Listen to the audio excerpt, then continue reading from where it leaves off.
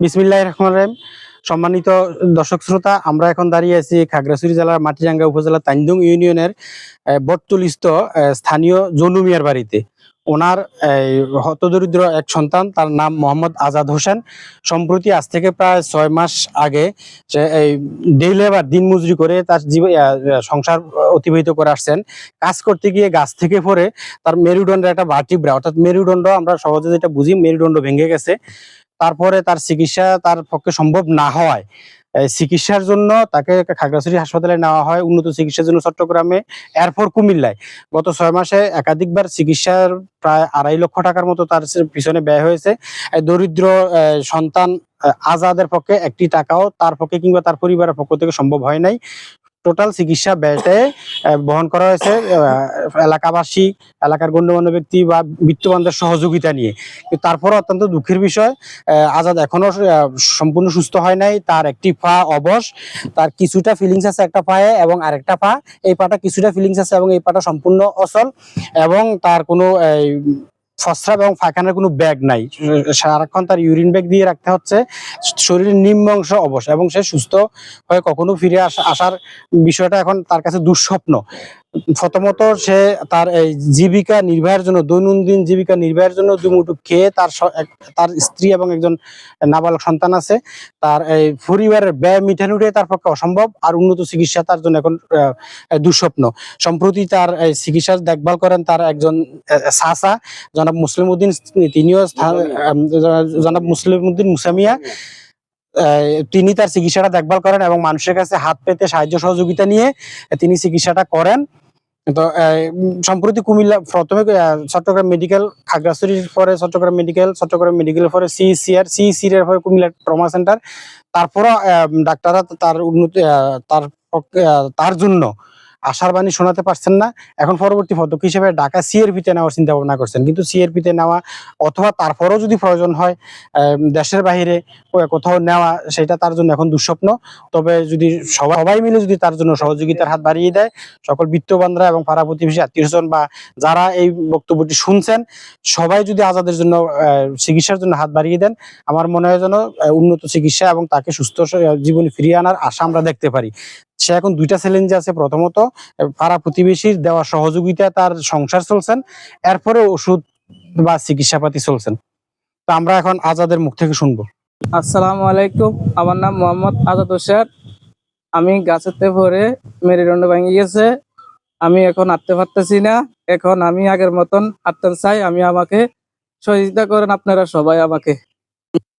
এখন আজাদের গাইডিয়ান হিসেবে যিনি আছেন, উনি তার চিকিৎসা সম্পর্কে কিছু বলবেন।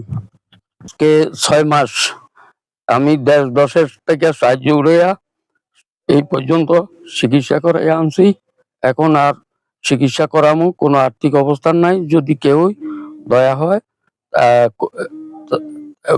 তারে সাহায্য দিয়েন। আবার ঢাকা সিআরপি হাসপাতালে নিয়ে আরেকটা চিকিৎসা করানো লাগতেছে সুস্থর জন্য। সুস্থতা আল্লাহ পাকের অনেক বড় নিয়ামত। আজ আমরা সুস্থ আছি, আমার অনেক হ্যাপি লাগতেছে। কিন্তু প্রায় দীর্ঘ ৬ মাস ধরে আমার ছোট ভাই আজাদ, অত্র এলাকার একজন ছোট ভাই, প্রায় দীর্ঘ ৬ মাস ধরে অসুস্থ, মেরুদণ্ড ভাঙনজনিত কারণে। ও শুরু থেকে ট্রিটমেন্ট সম্বন্ধে আমরা অবগত।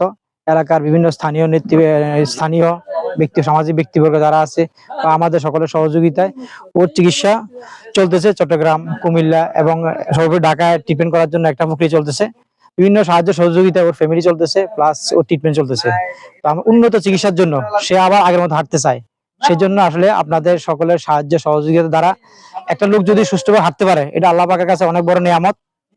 আপনার ব্যবসা, চাকরি বা আপনার স্বল্প শ্রমের একটা ইনকামের টাকা যদি কোনো মানুষ হাঁটতে পারে, কোনো মানুষ যদি আপনার দাঁড়াতে পারে, এটা আল্লাহ পাকের কাছে অনেক বড় নিয়ামত। আমি আশা করি এটা আপনার পরকালে মুক্তির জন্য একটা উসিলা হবে। সেই পরকালে মুক্তির উসিলায় ইনশাল্লাহ আমরা অংশগ্রহণ করি, আজাদকে সাহায্য করি, আজাদ আগের মতো হাঁটতে পারুক, এটাই আমাদের সকলের কামনা। আপনার প্লিজ, আপনার দয়া করে ওর প্রতি একটু সাহায্যের হাত বাড়িয়ে দিবেন। সকালের প্রতি আমার এটাই প্রত্যাশা। আসসালামু আলাইকুম ওয়া রাহমাতুল্লাহি ওয়া বারাকাতুহু।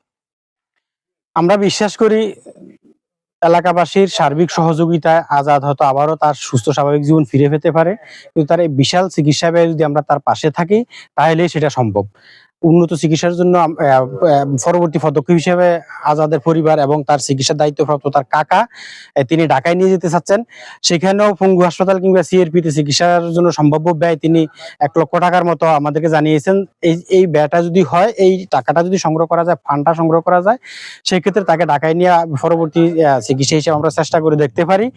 এরপরে যদি ডাক্তারদের কাছ থেকে আমরা যদি সঠিক কোনো সুরাহা আমরা না পাই, সেক্ষেত্রে আমরা তাকে নিয়ে যদি আমরা দেশের বাইরে কোথাও চিকিৎসার চিন্তা করি, চিকিৎসা ব্যয়টা আরো অনেক বাড়বে। আমরা আশাবাদী যে দেশের বিত্তবান মানুষজন অথবা এই ভিডিওটি যারা দেখছেন প্রত্যেকেই সহযোগিতার হাত বাড়িয়ে দিবেন আজাদের প্রথমত জীবিকা নির্বাহের জন্য এবং উন্নত চিকিৎসার জন্য।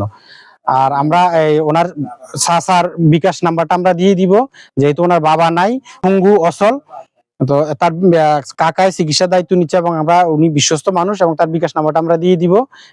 আপনারা সবাই উক্ত নাম্বারটিতে সহযোগিতার হাত বাড়িয়ে দিবেন, সহযোগিতা করবেন। ধন্যবাদ সকলকে। আসসালামু আলাইকুম।